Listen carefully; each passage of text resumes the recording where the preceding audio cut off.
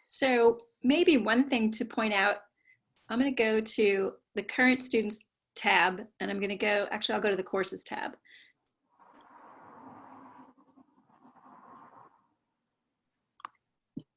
It's not clicking. There we go. So I'm going to go through the courses that are on offer for fall semester 2020.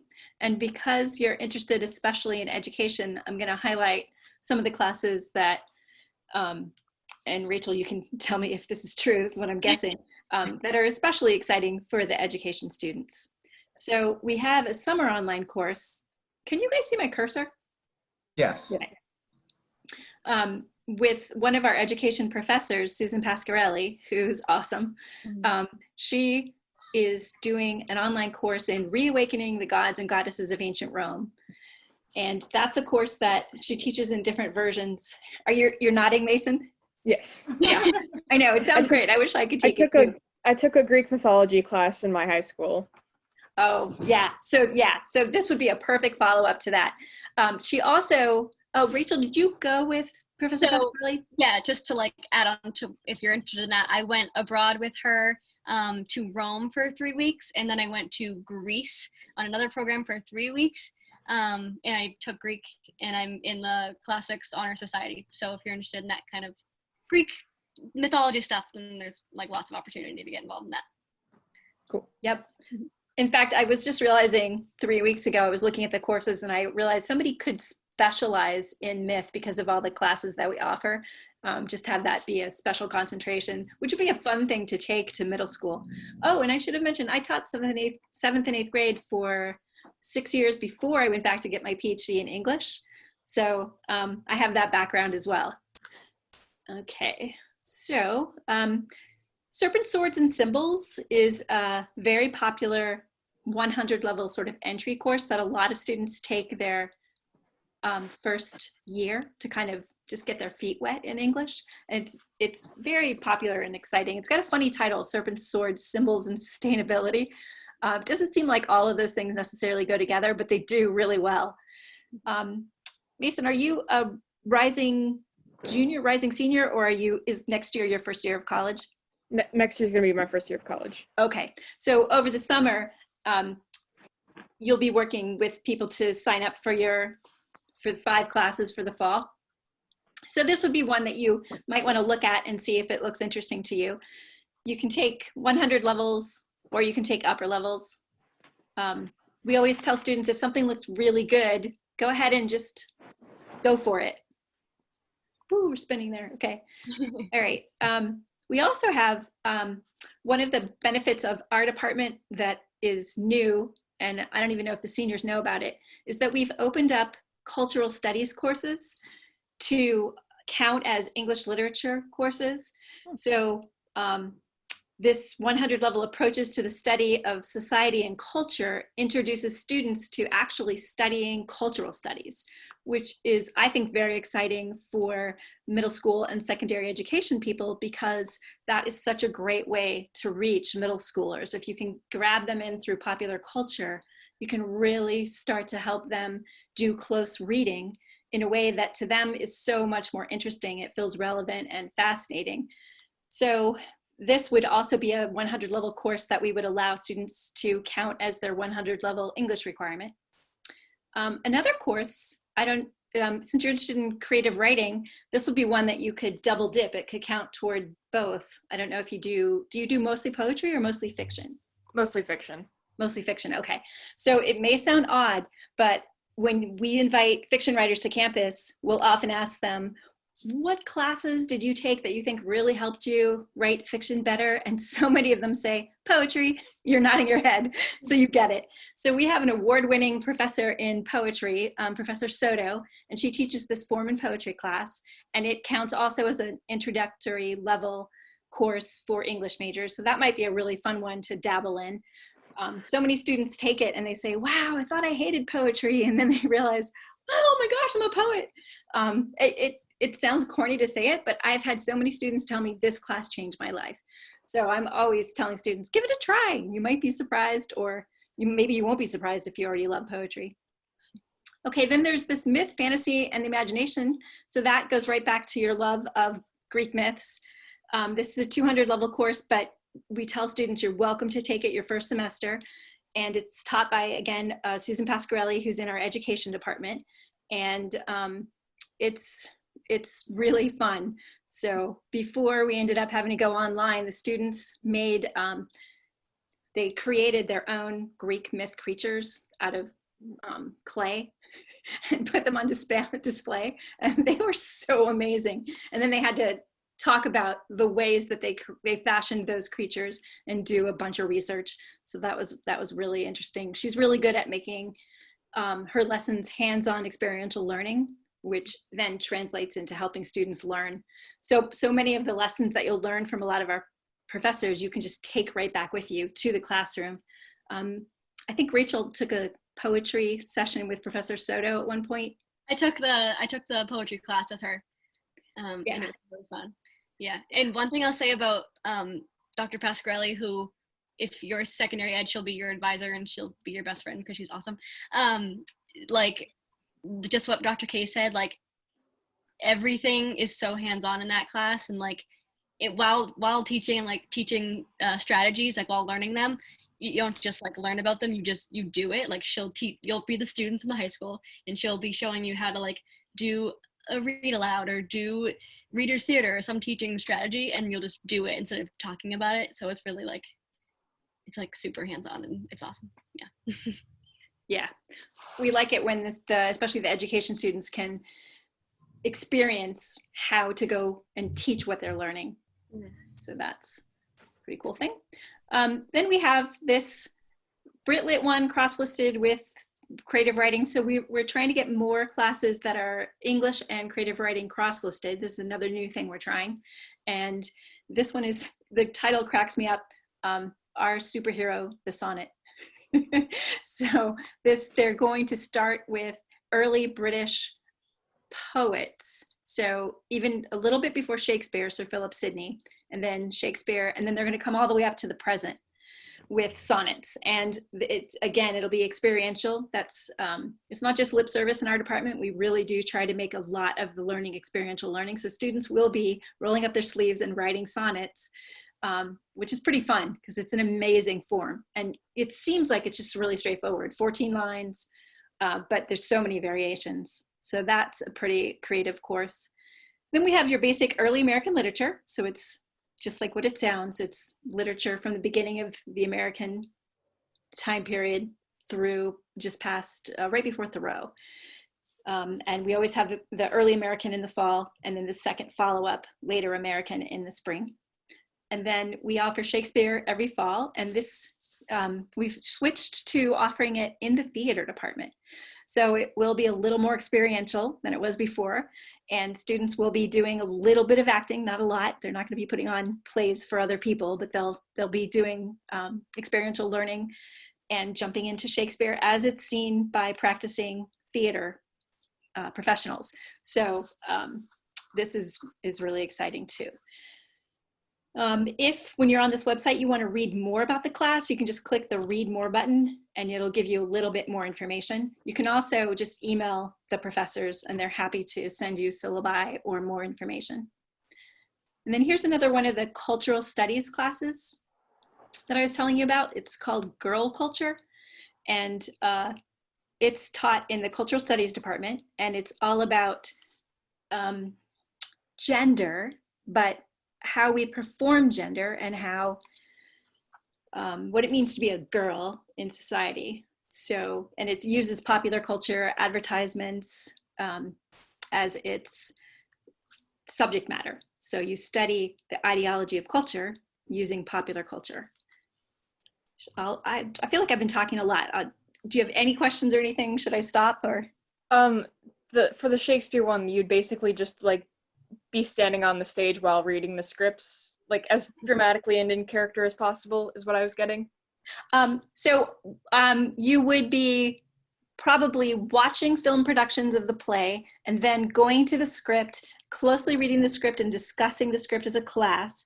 And then along the way, you'd be doing theater exercises. So it might be, for example, that you would do a scene But as you say, maybe practicing first, what do you know about this character? Maybe create a backstory for the character and then act it out. So one of the things that's amazing when you act out a play is you realize how much interpretation goes on in the performance of the play. You can literally change the meaning to the opposite meaning by emphasizing different lines. So exercises like that. And then a lot of students, I'm sure what will happen, it'll be fun to see if this really turns out to be true, they'll probably realize, oh, I think I might want to try out for a part in a play. So we have a very small theater department. And so students who try out often get parts. So that's a pretty fun thing. Have you done any theater? I did the introduction to theater when I was going into my high school, because it's an arts high school. And there was like one thing where we did everyone has the same lines and then just reading it differently. So you know exactly what I mean. Yeah. Yeah, you can stress a different word and suddenly it's the opposite meaning. Yeah, exactly. So do you have any yen to be on stage? Nope. Neither do I. I was always backstage. I did drama in high school, but I was always backstage. Often English majors are introverts, but not always. We have extroverts too. Okay.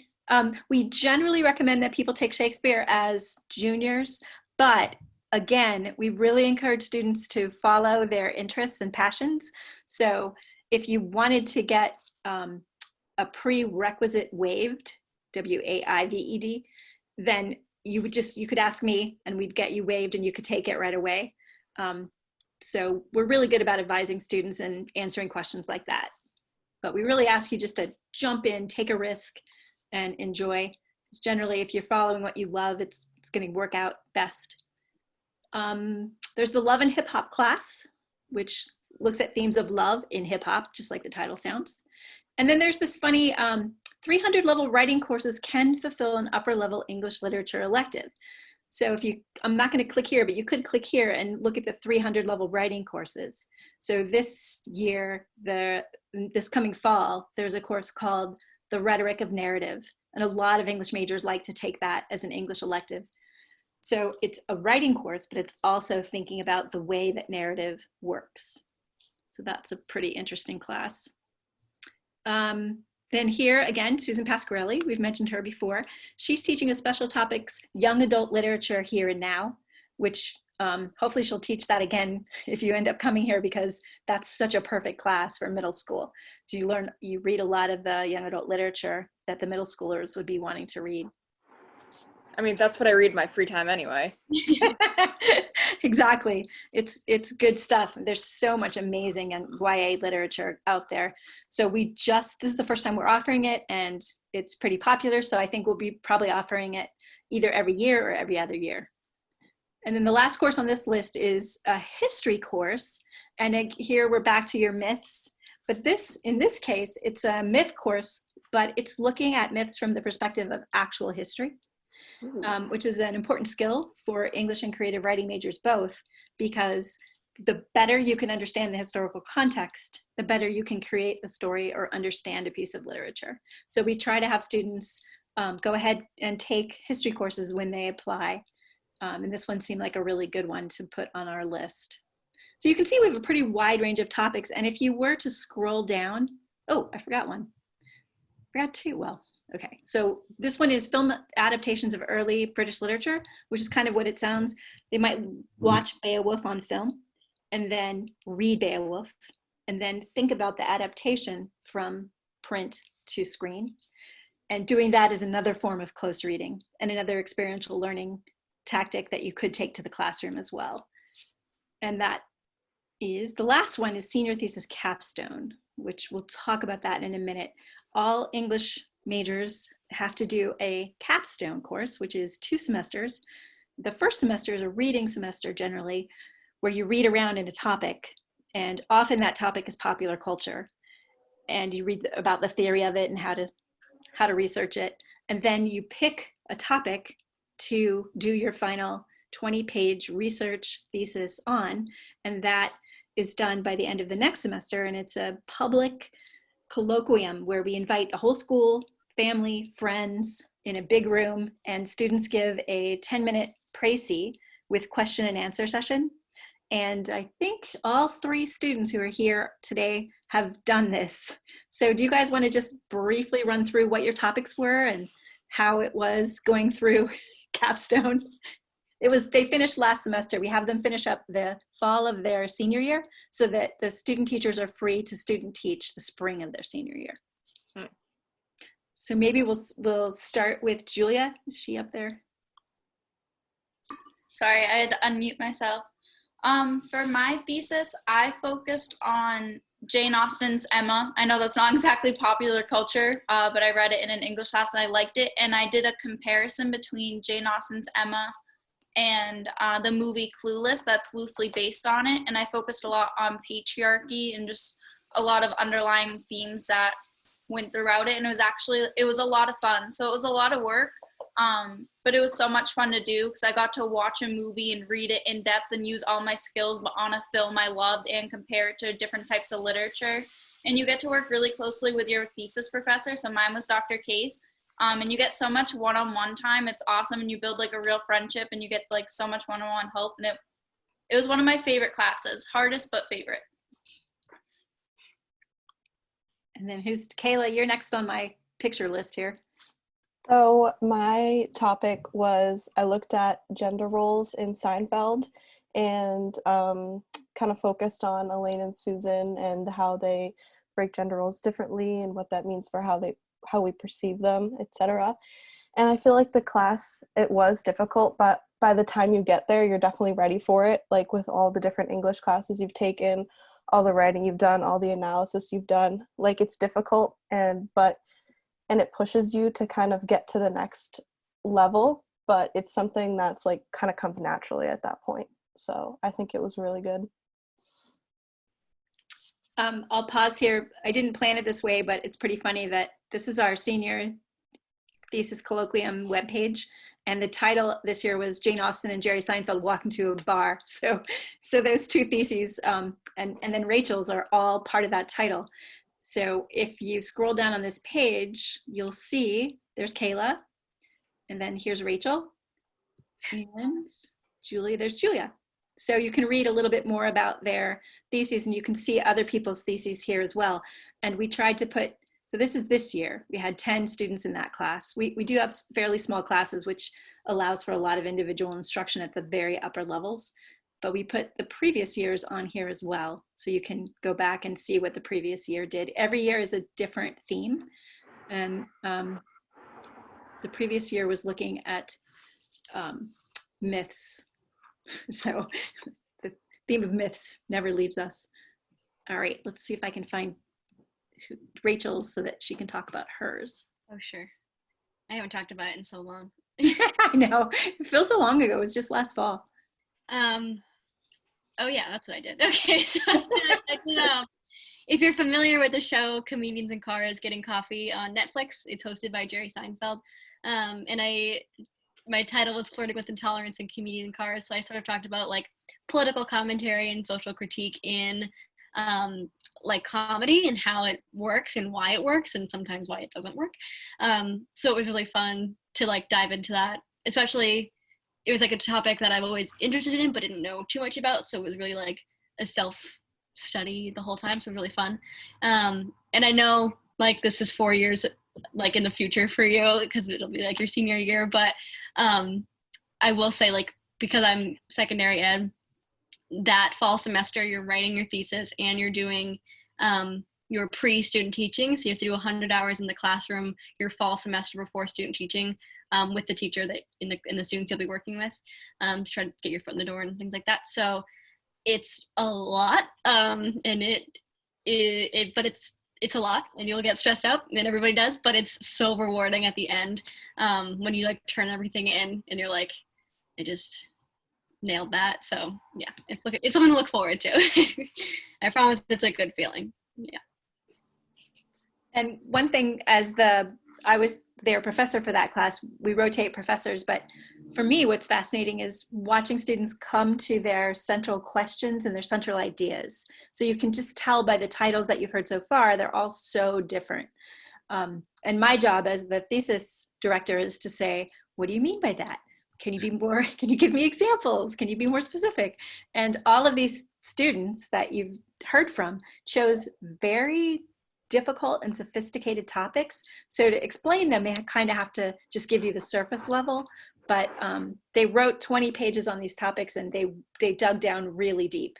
So I was very proud of all of them. Whew, okay, that was a lot of talking. Any questions at this point? I don't think so. Okay. So let's see, go up to the tab here. We could talk about internships, which generally secondary education double majors aren't that interested in doing internships because they kind of know what career they're heading for. We already talked about colloquium. I'll just give you a quick peek at our events page. We're a small department and we're a close department. We have department events that we think are pretty special. So one is our Victorian high tea in the English Gardens. So we, it kind of speaks for itself. We have a professor who has this lovely house with a lovely garden, and she generously opens her garden for us in the fall. And we eat, it's basically Victorian high tea. We have cucumber sandwiches and beautiful cakes and lots of tables. So that's pretty fun. We have had in the past, we kind of, when students want to do it, we do a mentorship program, but any student who wants to be connected with an upper level student as a mentor, it's really easy just to ask the chair, that's me, the head of the department, if I can connect you with an upper level mentor student. It happens informally a lot, but we can make it happen formally too. Career events, we talked about that. For students who aren't secondary education, they might wonder what they're going to do with their degree. So we have a lot of very specialized career events for English and creative writing students. And this is one place where the English and creative writing students get together, because the programs are quite different, but the students do overlap a little. Student presentations, if you're interested in going to a conference, we have had students present at various conferences around the country. So I'm kind of sad when I'm saying that because our conference this year got canceled due to the COVID-19. So we couldn't go. We were going to go to Philadelphia and present papers. So Kayla and Julia were both going with somebody else. Sad. They were all set. But if you go to this page, let's see if I can click on it. Oh, I can't get there from here. Well, anyway, you can see where students have gone. So I would say every year, every other year, and it really is based on student interest.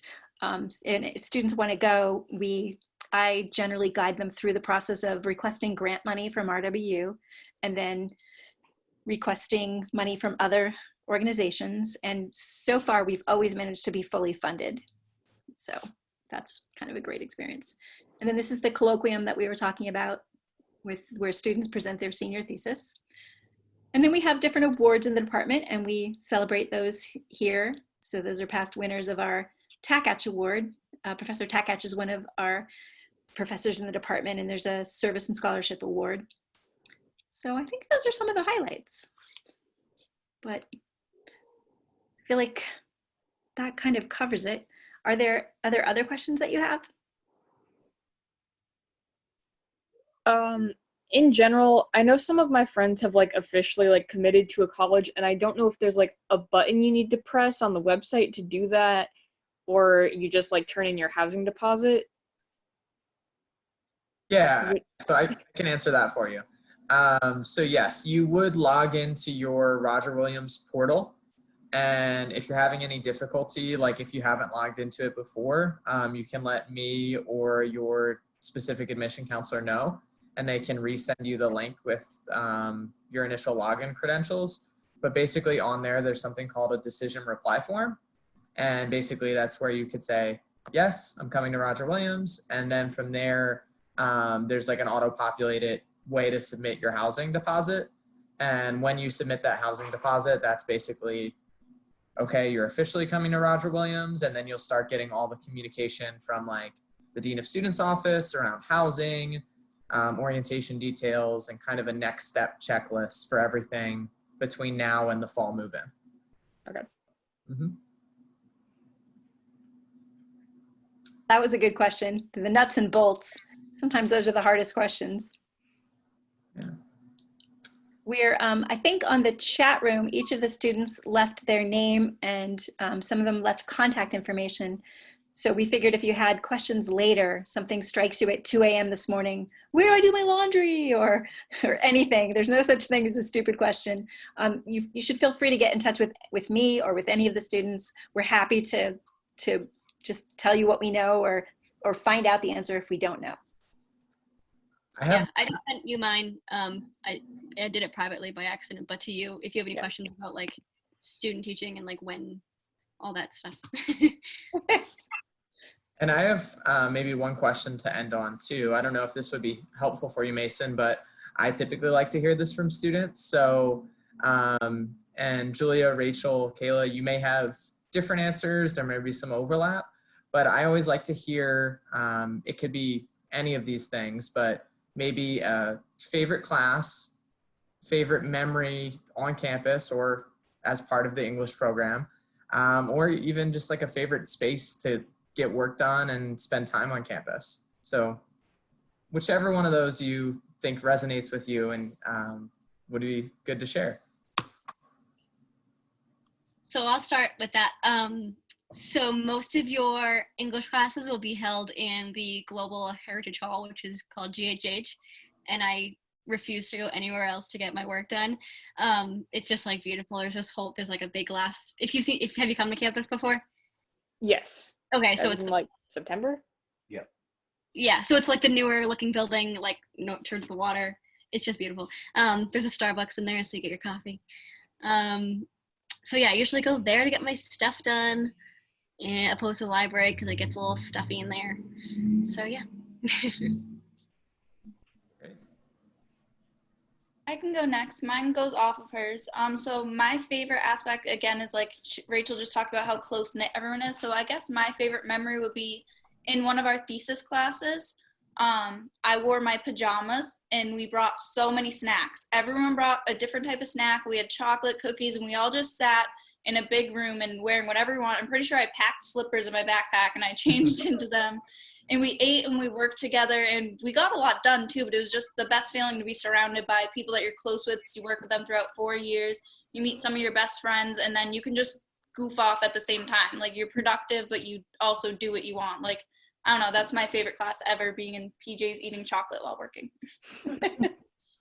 It was definitely good, like as Julia said, to be so close-knit. Like it was really fun that it was like such a small group of people and you got to know there's Sophie. You got to know everyone really well. So I think that was definitely one of my favorite classes too. And there was like a lot of freedom within it to kind of choose what you want. And it was just a very supportive environment, which was great. Awesome. Well, thank you all for sharing that. Mason, is there anything else you want to wrap up on? If not, that's okay. As we've shared, you can be in touch with any of us, here to help. I think I'm good. Do you have any questions I should ask? I think we're good. Okay. Awesome. Well, it's really nice meeting you, Mason. You too. Good luck in your search. I know it's overwhelming.